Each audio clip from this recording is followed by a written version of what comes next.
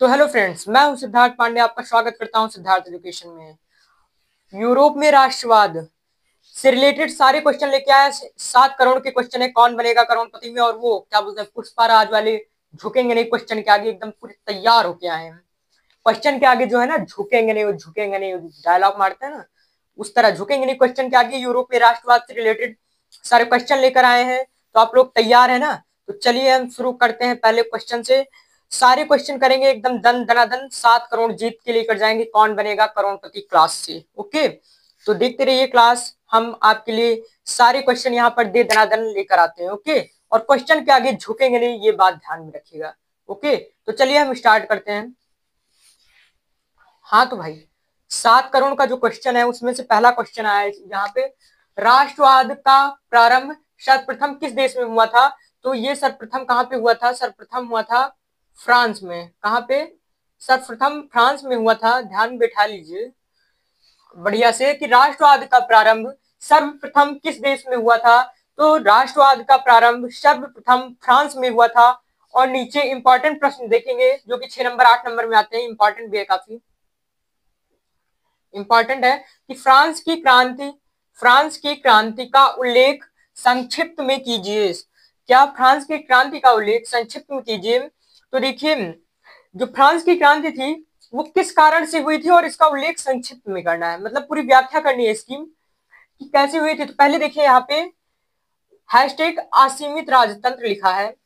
असीमित राजतंत्र का मतलब क्या हुआ कि बार बार एक ही राजा का आना, मतलब जैसे कि दर पीढ़ी दर एक ही राजा जो है वो शासन करता रहेगा। तानाशाही, डिक्टेटरशिप समझ लीजिए। असीमित राजतंत्र का मतलब डिक्टेटरशिप, तानाशाही की एक बार बार एक ही राजा का आना। और निरंकुश, हैशटैग निरंकुश जो है कि उसके ऊपर कोई अंकुश ना हो, वो जो चाहे वही करेगा।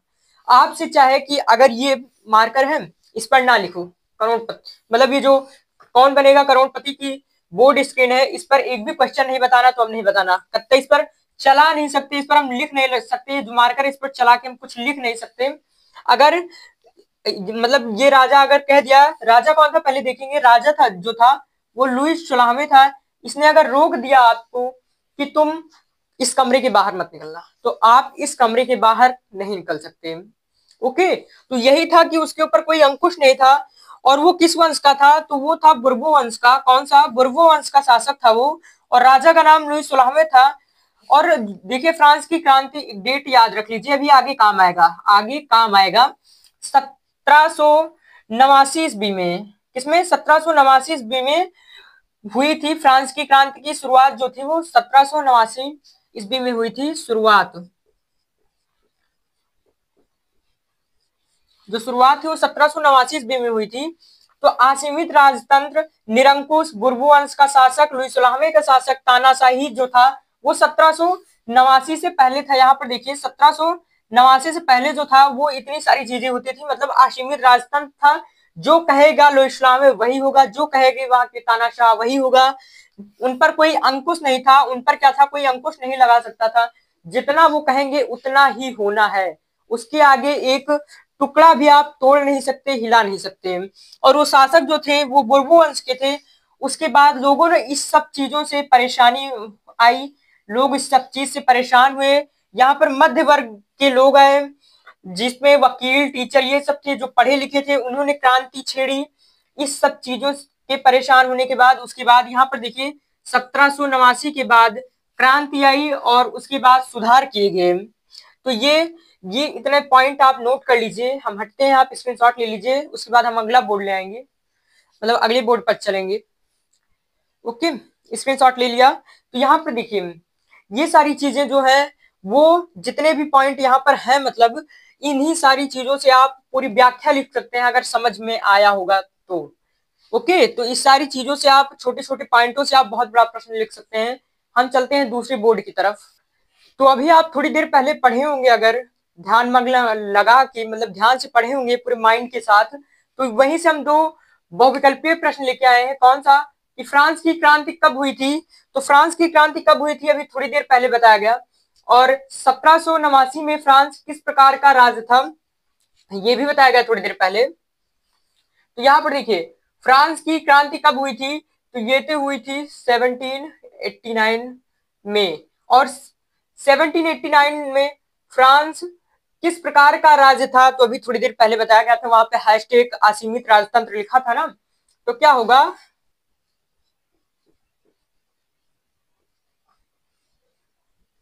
असीमित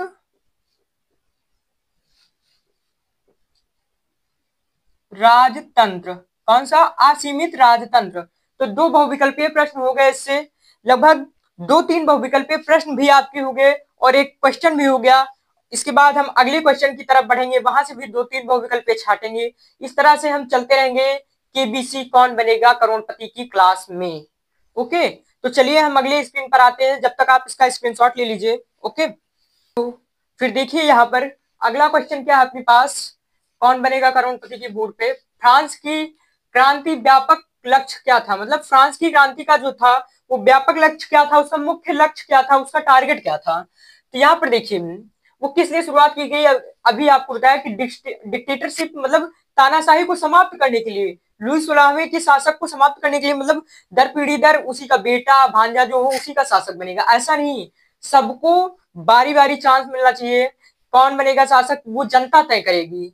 तो यहाँ पर देखिए फ्रांस की क्रांति का व्यापक लक्ष्य क्या था? निरंकुश का हटना, मतलब कि निरंकुश मतलब जिस पर कोई अंकुश ना लगाया जा सके, मतलब कि निरंकुश हो उस चीज का, मतलब निरंकुश का हटना, असीमित राजतंत्र से स्वतंत्रता पाना, हटना मतलब पूरी तरीके से डिक्टेटरशिप समाप्त होना।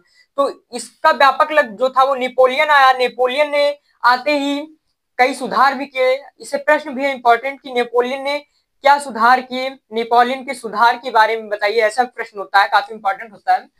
तो नेपोलियन जो आया वो नागरिक संहिता लागू की 1804 में, 1804 में नागरिक संहिता लागू की नेपोलियन ने और कई सुधार भी किए। लेकिन अभी आपको कुछ इंपॉर्टेंट पॉइंट है जो आगे हम लिखा देंगे, कुछ काफी इंपॉर्टेंट पॉइंट है आगे लिखा देंगे, मतलब नेपोलियन के बारे में। तो ये जो था यहाँ था कि स्वतंत्रता पाना पूरी तरीके से, असीमित राजतंत्र से हटना, स्वतंत्रता पाना और निरंकुश का हटना। ओके, क्या निरंकुश का जो था वो था हटना। ओके, और जनता द्वारा जो वो शासक चुना जाए, किसी की तानाशाही डिक्टेटरशिप ना चले। और यहाँ पर देखेंगे अगला प्रश्न क्या है, नेपोलियन का संबंध किससे था? तो नेपोलियन का संबंध फ्रांस से था। किससे? फ्रांस से।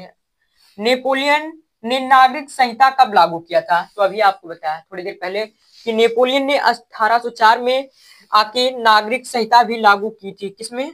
1804 में। तो ये प्रश्न समाप्त हुआ। अब आप इसका स्क्रीनशॉट ले लीजिए, तब तक हम दूसरे बोर्ड पर चलते हैं। ओके, हाँ, तो यहाँ पर देखिए इंपॉर्टेंट पॉइंट्स है, अभी बोला आपको लिखा देंगे नेपोलियन से जुड़े। तो यहाँ पर देखिए 1789 में क्या हुई थी? फ्रांसीसी क्रांति हुई थी। और 1792 में लुई 16वें की मृत्यु हुई थी, ये नोट कर लीजिएगा। 1804 में नेपोलियन कोड लागू हुआ, मतलब वही नागरिक संहिता जो थी। और 1815 में नेपोलियन की हार हुई। हार का मतलब मृत्यु हो जाना या फिर कोई इस तरह के नहीं। वियना संधि हुई थी, अगर आप जानते हो तो, नहीं जानते हैं तो हम आगे डिस्कशन करेंगे वीडियो में। जब तक के लिए मतलब ये पॉइंट नोट कर लीजिएगा, वियना संधि जो हुई थी उसी में नेपोलियन की हार का वर्णन है, नेपोलियन की हार कैसे हुई थी। और यहाँ पर 1804 में नेपोलियन कोड का मतलब है नागरिक संहिता। ओके, इसका स्क्रीनशॉट ले लीजिए और नोट कर लीजिएगा, तब तक हम दूसरे बोर्ड पर चलते हैं। हाँ, तो फिर आगे का क्वेश्चन देखेंगे। आगे का क्वेश्चन क्या है, कौन बनेगा करोड़पति के बोर्ड पे? बोलता है ना पुष्पा, क्वेश्चन के आगे झुकना नहीं है, तो आज पुष्पा वाली फीलिंग लेके जाना है। ओके, तो फ्रांस की क्रांति के मुख्य कारणों की विवेचना कीजिए। गला भाई फंस गया यार, ठीक हो गया, ठीक है। मुख्य कारण, मुख्य कारण क्या था? पहले यहाँ पे देखिए, अयोग्य शासक था, मतलब जो कि शासक करने के योग्य ना हो। और राजा कौन था? लुई 16वां। ये जिद्दी स्वभाव का था, ये कहता था कि वही होगा जो हम कहेंगे, जो हम कहेंगे। पुष्पा, क्वेश्चन के आगे झुकेंगे नहीं, जिद्दी है पुष्पा, क्वेश्चन के आगे झुकना नहीं है। तो मतलब अयोग्य शासक था, जिसके लिए पहला कारण ये था। और दूसरा क्या था? मध्य वर्ग का आना। क्या? मध्य वर्ग का आना। इसके अंतर्गत पढ़े लिखे लोग आते थे, शिक्षित लोग आते थे, जैसे वकील, टीचर आदि। जो पढ़े लिखे लोग फ्रांस में आए, मध्य वर्ग का निर्माण हुआ, तो फिर राजा के खिलाफ आवाज उठाई जाने लगी।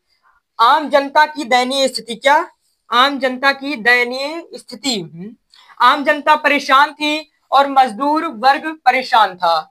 मजदूरों से बोलते कि खेत में सारा दिन काम करना है, मतलब जो लैंग्वेज ये बोलेंगे इस्तेमाल करना है, जो भाषा ये बोले वही बोलना है, उसके अलावा कुछ नहीं करना है। ओके, जितना ये कहते हैं खेत में काम करो इतना मिलेगा, 1 रुपया मिलना है तो 1 मिल रहा है, 1 रुपए से एक ज्यादा नहीं मिलेगा, और उसमें भी गलती होने पर वो 1 रुपए नहीं दिए जाएंगे।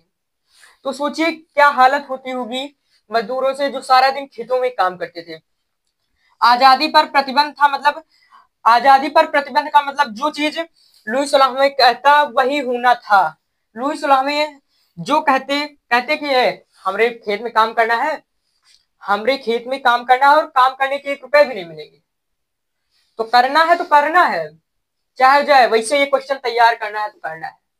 ओके, तो एक और क्वेश्चन है कि 1789 में किसका शासक था, इसी तरह क्वेश्चन है, यहीं पर हम वीडियो समाप्त करने वाले हैं, आखिरी क्वेश्चन था वैसे अपने लिए, बट यहाँ पर एक क्वेश्चन और देख लीजिए, 1789 में किसका शासक था? 1789 में, ओहो मार्कर दम तोड़ दिया, 1789 में किसका शासक था? तो यह लुई सोलहवें का शासक था, किसका? लुई सोलहवें का।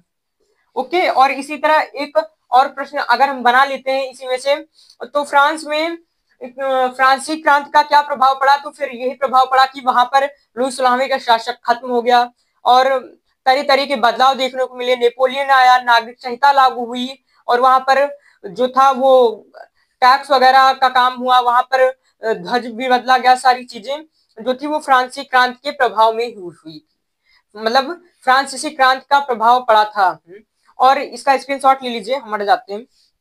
ओके, ले लीजिए, और इसके बाद यहाँ पर देखिए वीडियो हम यही समाप्त करेंगे। अगर वीडियो कहीं ना कहीं पसंद आई हो तो पूरी वीडियो में हमने लाइक सब्सक्राइब करने के लिए नहीं कहा, अगर वीडियो अब पसंद आई हो, अगर आप पूरी वीडियो में बने हैं, अंत तक देख रहे हैं, तो लाइक और सब्सक्राइब करते ही जाइएगा।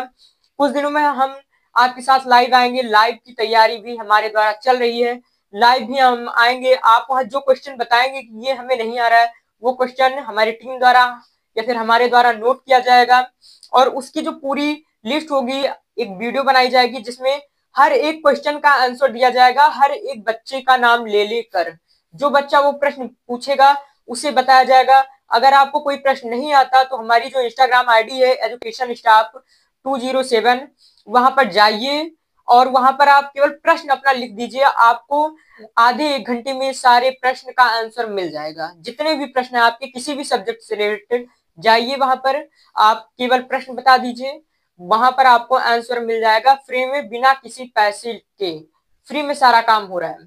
ओके, तो हम वीडियो समाप्त करेंगे और चलते चलते फिर एक बार कहते हैं, अगर वीडियो पसंद आई हो तो लाइक और चैनल को सब्सक्राइब कीजिएगा। ओके, चलते हैं, बाय, जय हिंद।